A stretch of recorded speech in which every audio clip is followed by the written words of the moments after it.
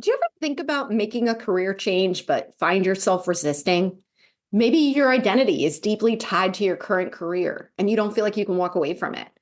Or maybe you're convinced you can't make a living doing what you really want to do. Or maybe you're just afraid of the unknown, which is a perfectly normal human response to the idea of change. This week, I'm talking with Shannon Russell, a career transition coach who helps professionals pivot towards a second act. Here, we talk about how to get clear on what a second act might look like and how to move forward with confidence, including learning before you leap. Thank you so much, as always, for listening.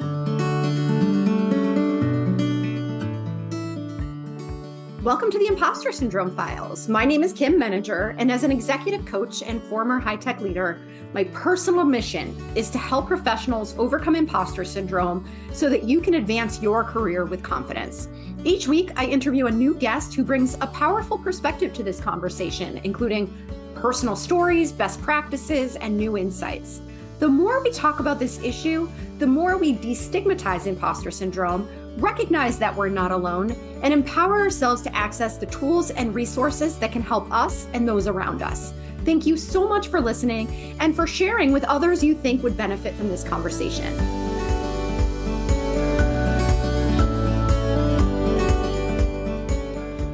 Welcome, Shannon. I'm so excited to have you here today, and I would love to start by inviting you to introduce yourself.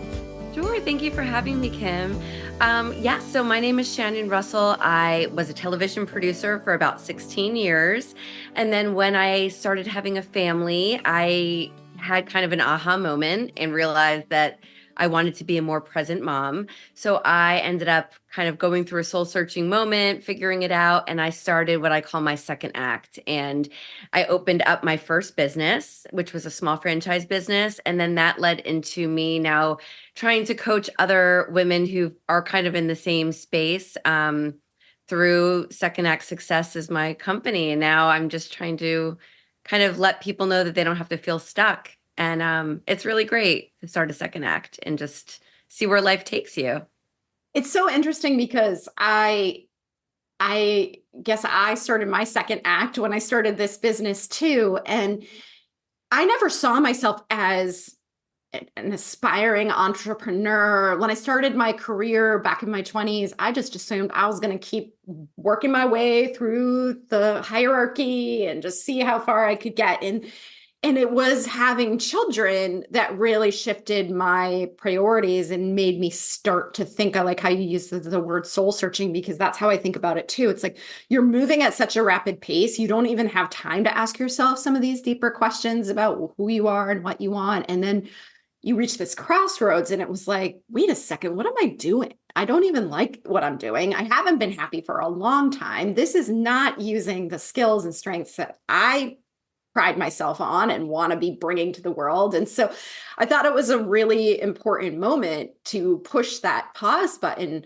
But I wish that it didn't take like a major life event to do that. Because I know how many people, and women in particular, are living this life and feeling like, is this it? Right? Like there's got to be something more. But it doesn't feel like there's an opening to think differently about doing something else.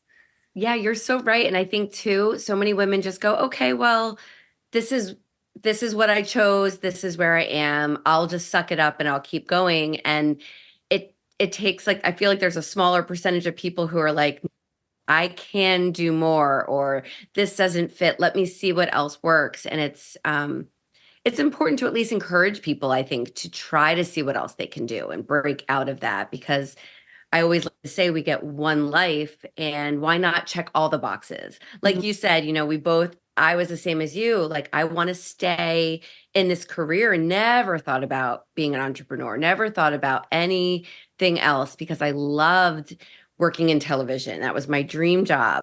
But then something clicks and you're like, wait, I don't think it all fits anymore. And I think it happens, especially when we have kids, like you mentioned. They change everything. Absolutely. And so when you were making that decision, what was your mindset at the time? Like, I'm imagining it was a bit of a roller coaster, right? Yeah. Well, especially because my husband is a television producer as well.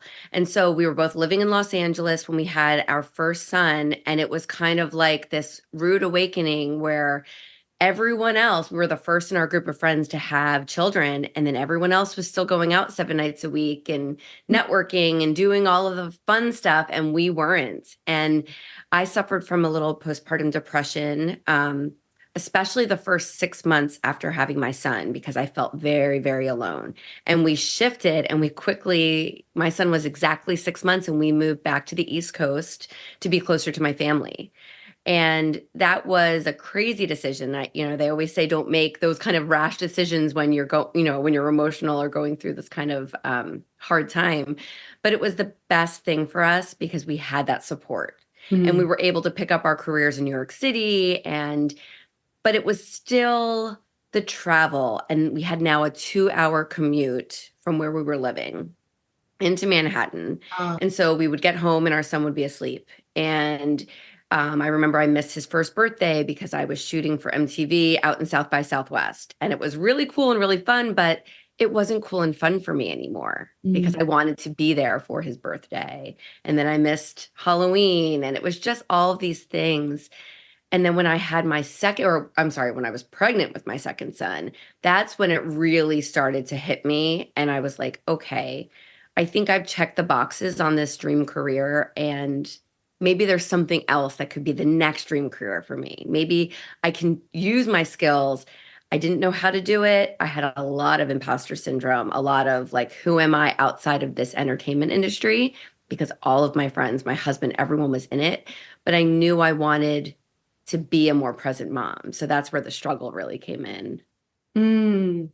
And I have this thought that's not fully formulated in response to what you're saying that I'm going to just start talking and hope that it comes out intelligently. But so there's a lot of conversation and I guess controversy around women making career decisions based on, you know, having children, right? And the idea that women in particular still are the ones who make the career sacrifices in general. And so I want to make a distinction here between what you and I are talking about and that, because Mm. obviously when you have a child and you're on this career track and you have maybe hypothetical children because you will have them someday, it's Mhm. very different from when you actually bring a child into the world and now you're faced with this values conflict, right? Of like, I want to continue to invest in myself and in my career. I want to do my best work. And I also want to be a more present mom, like you're saying. I don't want to miss all the important moments. And we only get to do this for a limited amount of time before they're out of the house and on their own. And so I Mhm. think what I want to make sure is clear here is that we're not talking about like the the sort of we can't have it all kinds of pressures that so many women face. This is more about having a kind of conversation with yourself about which values you want to prioritize at a particular time in your life. And not everybody has the option to do that. I think that, there is a certain amount of privilege that comes with being able to say, all right, I'm going to step out of my existing career and make a change. But I think that it's worth the exploration to see what's possible because even if it's not something that's immediately possible, it is something that you may be able to set yourself up for over time. Yes, I agree 1,000%. And I have quite a few friends who are still in my industry with kids and they're making it work. So you're absolutely right. It's everyone's decision to figure out what works best for their family and for them. And and I agree. And I think my whole thing is when I had my second son, I was home and my show that I was producing at the time was canceled. So in television, it's very much a project to project kind of gig economy. You go from one thing to the next. And if you're well known and you have a group of people, you can network and you can pick up the phone and say, okay, I'm available. What's the next project you have for me? And I took that as almost a sign that my show was canceled. And I was sitting there ready to pick up the phone. And I was like, you know what? I don't know if I want to. And I know that I can at any time because I'm used to just jumping from project to project. but something made me want to explore, like you said, what else is out there. And I can admit that I made some missteps. I don't want to make them, mistakes or wrong decisions, but I definitely made some missteps. I immediately took a 9 to 5 job, that I was not excited about. It didn't feel right, but it was close to home and I felt like I needed to try it. And it was a very toxic office. It was nothing like I was used to. It was not a good fit, but I tried it to see if that would fit for me and my family. I also enrolled kind of haphazardly into a master's program, thinking, well, if I become a teacher, that's really stable. And I have kids now. And, I jumped to it, still paying it off years later, and never finished my degree because I ended up opening my business. But I'm saying this in the sense, like, agreeing with you that you can try the different things and maybe they won't fit, but at least you can know you explored it and tried it, and you can look for what will fit. And eventually I decided to open a small franchise business that teaches children STEM education. And that for me ended up being a big leap of faith, but it fit. It fit into the schedule I wanted. I could bring my kids with me to the classes. I was using kind of what I learned from that master's program with wanting to teach children, but I was able to take all of my experience as a producer and executive in entertainment and bring them into kind of producing a business and growing the business. So that's what worked for me. But honestly, I agree with you. It's like you want to explore and really have those conversations with yourself to say, what will work for me? What will work for me? Let me explore it. Let me do some research. And you might be able to check it off and say, no, that's not a good fit, but at least you won't have any regrets and you'll know. Yes. And I'm glad you use the word regrets because that's how I think about it too, is I think we sometimes as humans fall into the all or nothing trap. And there's this feeling of if I'm not ready right now to think about making a change for whatever reason, then it's not even worth thinking about because then it's like once I start that process, I'm committing to leaving something as opposed to looking at it through the lens of not nothing that you do from a research perspective obligates you to actually make a change, right? Like getting the information doesn't mean you have to do anything different from what you're doing today. It just gives you more data on which to make your decisions. And to your point about regrets, I feel like at least at the end of the day, when you're making your decisions about whether to stay or go, what you want to do next, you will know that you have come from a place of like, sort of reason as opposed to fear or Right. assumptions that you're making. Yes, I always like to say, don't run away from something, run towards something. And you're Mm. going to run towards something once you've done that research and you talk to yourself. And yeah, absolutely. I completely agree. And Kim, it made me think when we're 21, 22, and we're leaving college with a degree or we're leaving school, we set out on that path and we take that first job and we're not thinking about all the options in front of us. But when we're a little bit older and we've had that first job, you can look at it with a more broad view of like being a little bit more choosy, if you will, about the options in front of you. Whereas when you're young and you're starting out, you're going to take that first thing because you're so excited and you don't know any better. And now we can see what options will fit into our life the way it is at this moment and, be a little bit more choosy about which direction we go in. Don't you think? Yeah, I completely agree with you. We just don't know what we don't know when we're Yeah. just starting out. And we learn so much about ourselves from the good experiences, the bad experiences. I feel like have taught me a lot more about myself than the good ones. Yeah. But the other thing that I'm thinking about as you're saying that too is that a lot of what holds us back is this identity piece, right? Like, especially if you did go into a master's program or a PhD program, if you've invested a lot of yourself in your education and in your career, and you feel like I am sort of letting go of all of this investment that I have made and I'm selling out or whatever the case may be, right? To instead think of it like you said earlier, I achieved my goal. That I did what I set out to do for that phase of my life, right? Like let's just take being a lawyer, right? Because that's a big investment of money and time and education and you do it for a while.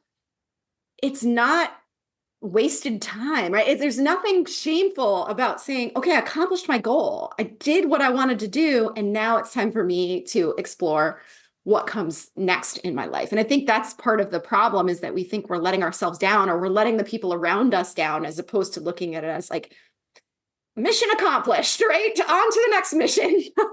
Yeah.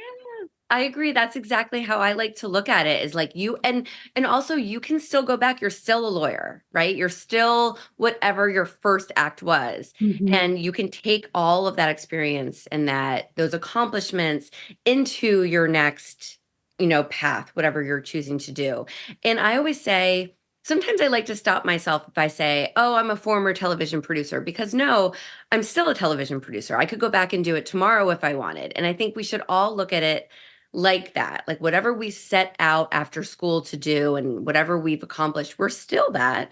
We can go and do it at any moment. We still have those skills and that experience. But now we're just trying something new and adding that to kind of our like lifelong resume, if you will, right? Mhm. Like this is all the things that we can do. And how cool is that, especially as a mom, to show our children, hey, I was this. Like my kids don't remember when I was commuting and working in TV, nor do they get impressed by any of the stories I tell them.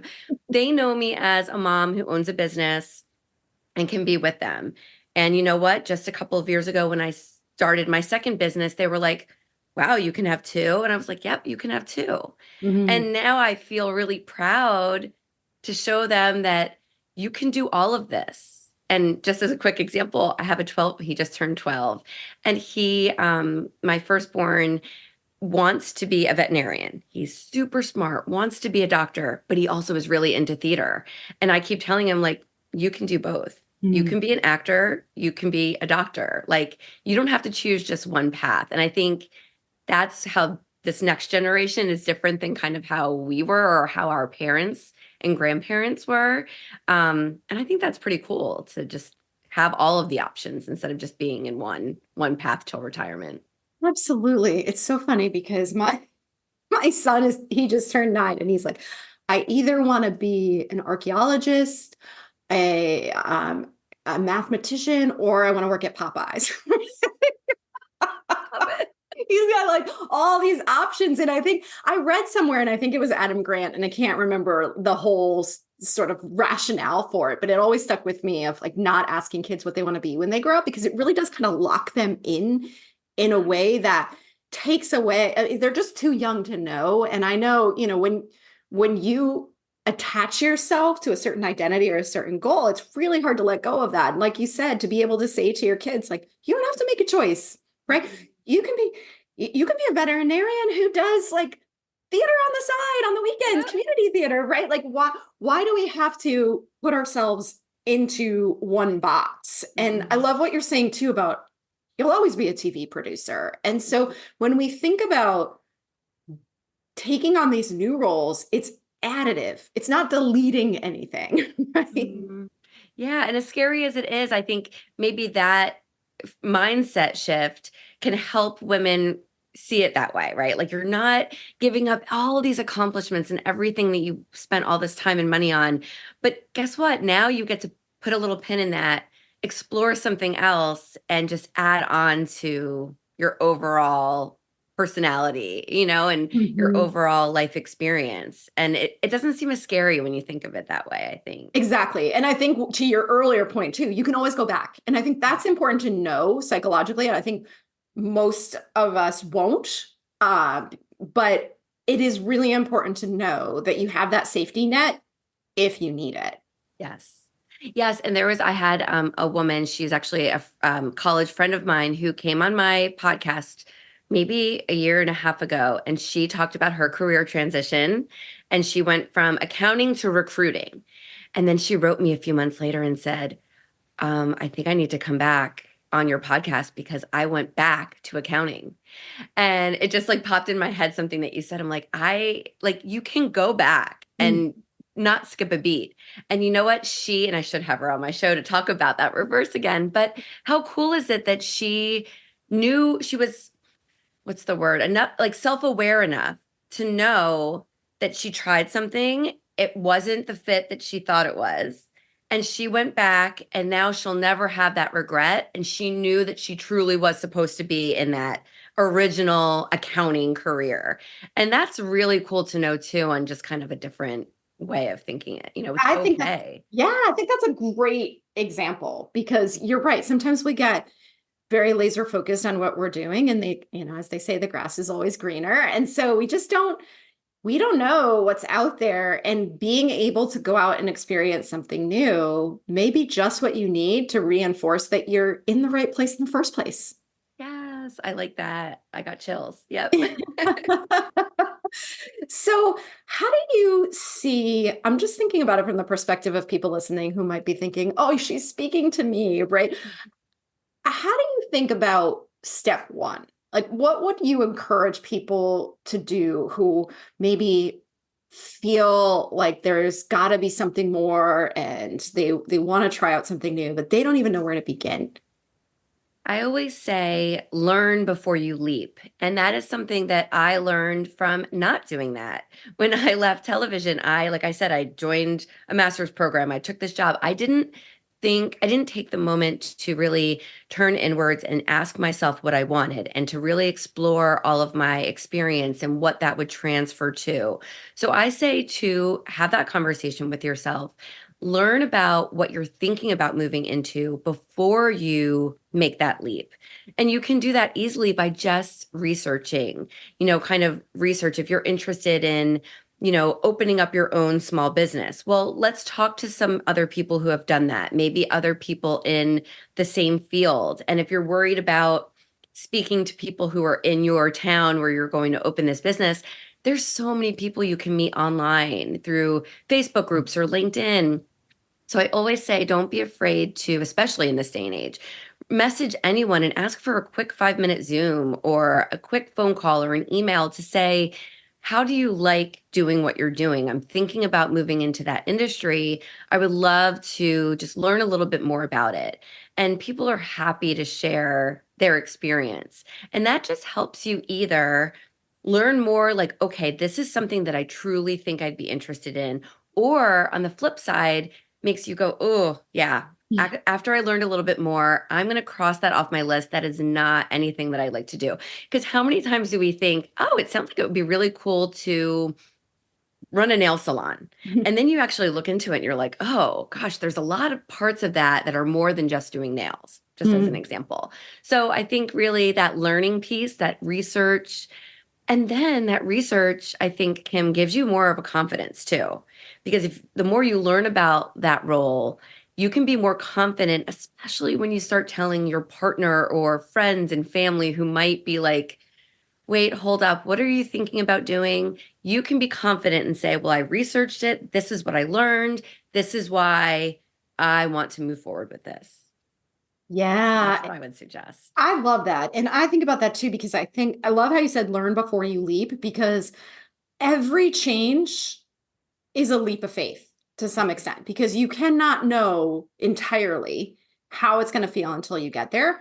But I think sometimes without the learning piece that you're talking about, the leap is gigantic, right? But if you do all the research and you talk to people and you fill in the gaps, like the leap you have to take is much, much smaller. And to your point around feeling more confident, you just have so much more information to make the decision on. And so I think when what I often advise people to think about is, where are you telling yourself no?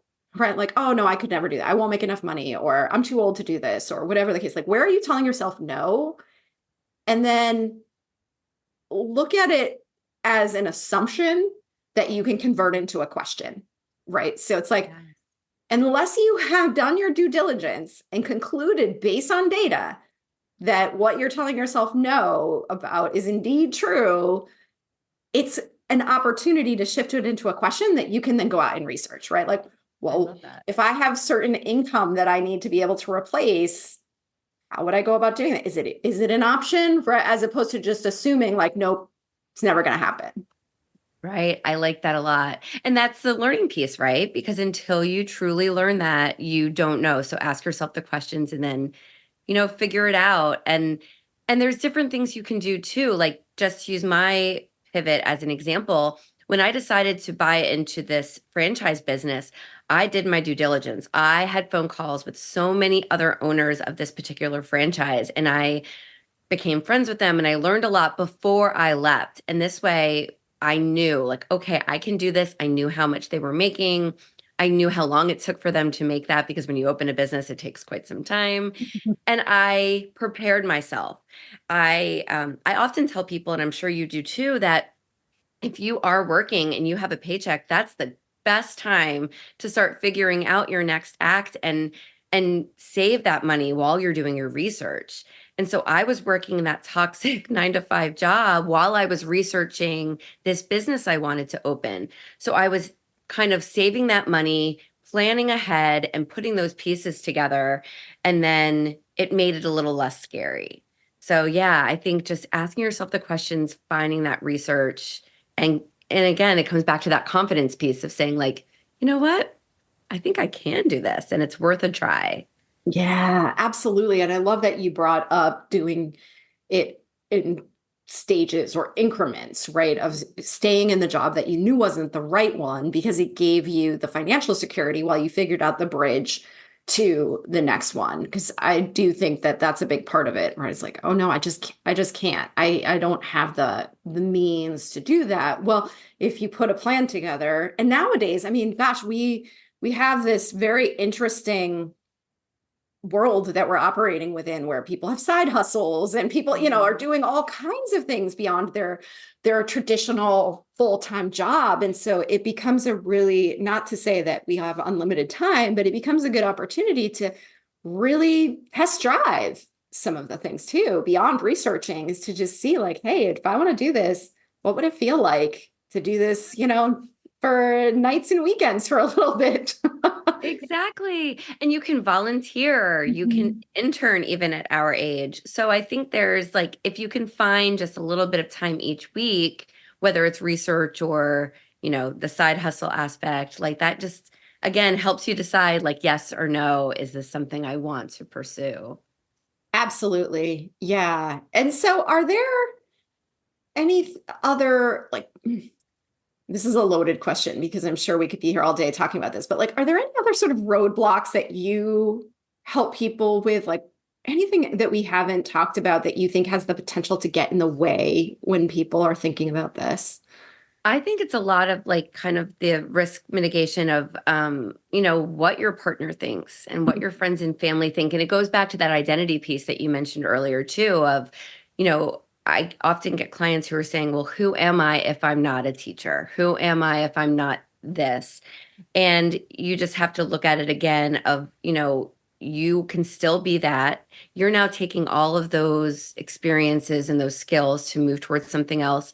And again, I think when you do that research and you are more confident in what it is that you want to move towards, you can almost craft your elevator pitch to your partner, to your friends and family.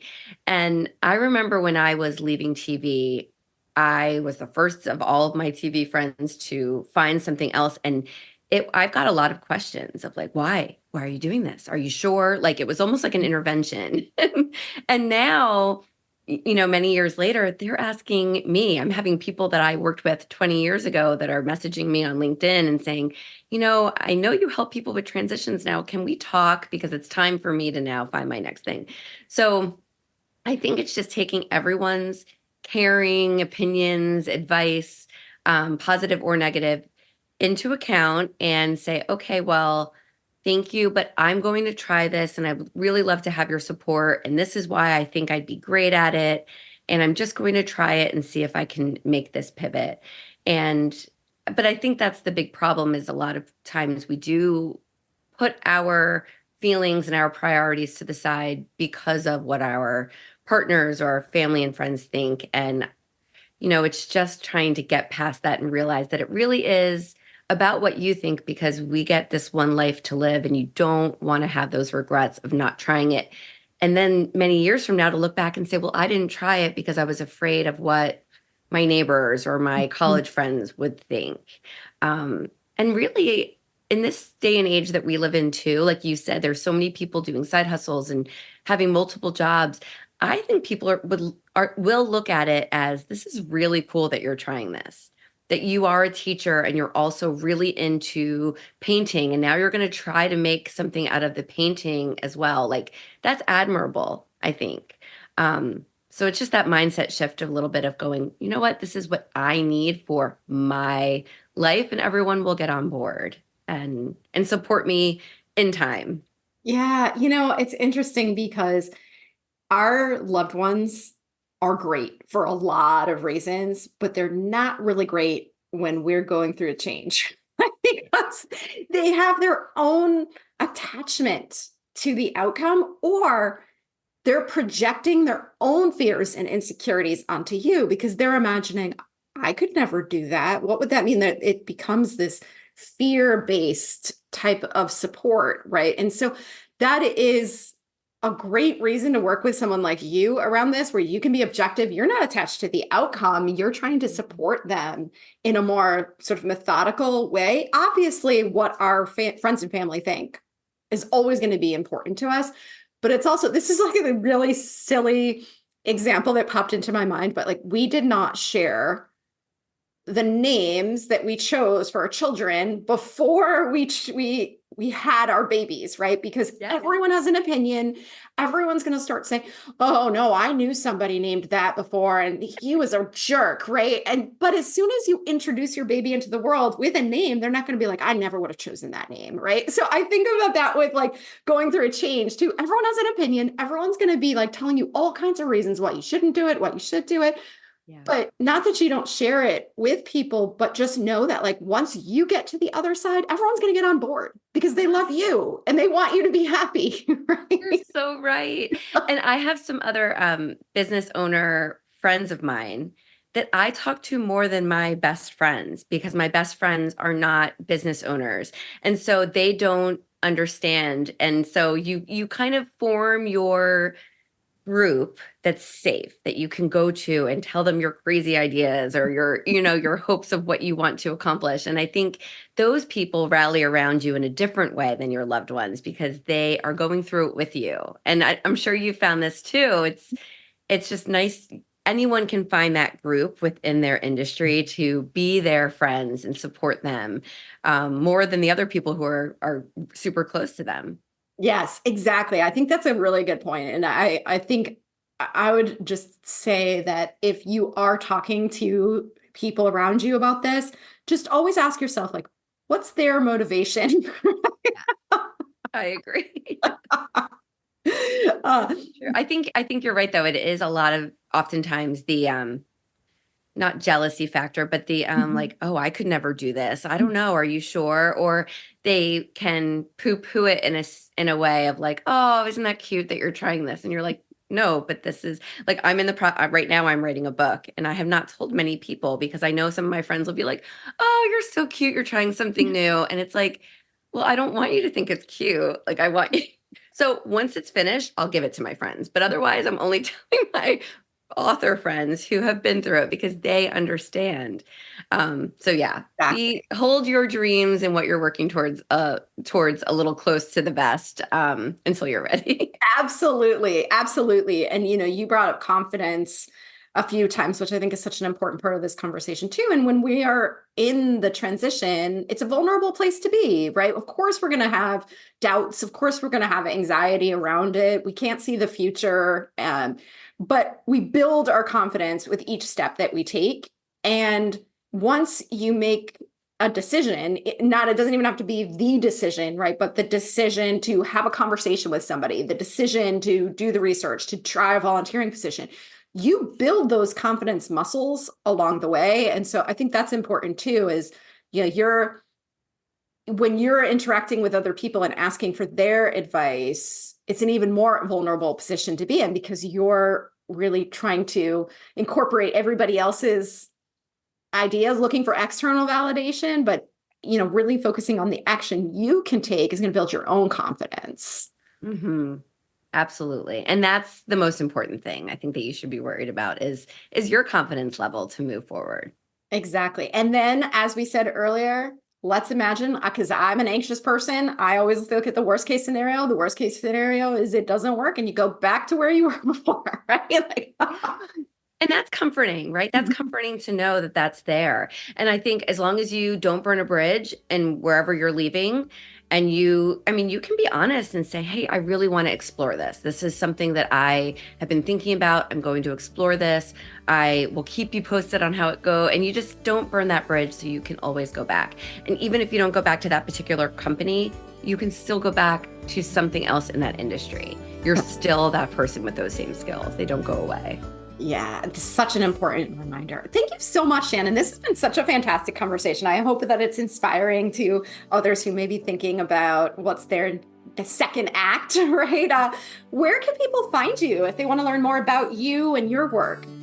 Sure. Everything is at secondactsuccess.co. I have free resources. I actually have a quiz that's on there right now. And then my work, my podcast, all of that is all at secondactsuccess.co. Perfect. Well, I will put those links in the show notes as well. And thank you again for being here. This has been such a great conversation. Thank you, Kim. This is so much fun. We could have talked all day. We certainly could have. Thanks so much for listening to the Imposter Syndrome Files. If you would like to continue this conversation in a safe and trusted space, I would love for you to join my virtual discussion group every Thursday at 12 p.m. Eastern. For the past several years, the group has been limited to women, but it is now open, regardless of gender, to anyone who is interested in exploring and troubleshooting common workplace challenges, building better awareness of ourselves and others, and becoming more inclusive allies at work. Check out the show notes for more info on how to find us, and please join us next week for another episode of the Imposter Syndrome Files.